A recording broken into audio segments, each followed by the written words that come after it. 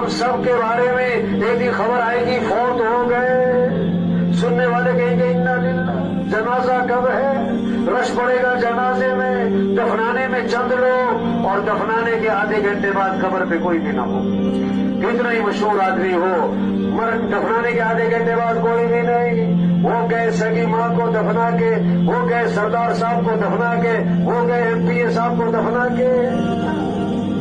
आज अपने पर मट्टी नहीं पड़ने देते, फिर मनो मट्टी तले दबा दिए जाते और मट्टी डालने वाले को अपने और सवाब समझकर डालते। आज जमीन पर चल रहे, फिर जमीन में दफन हो जाएंगे। हाँ, 500 की जूती 5000 की, आगे सब नंगे पांव, 5000 का सूट 50,000 का, कफन सबका एक है।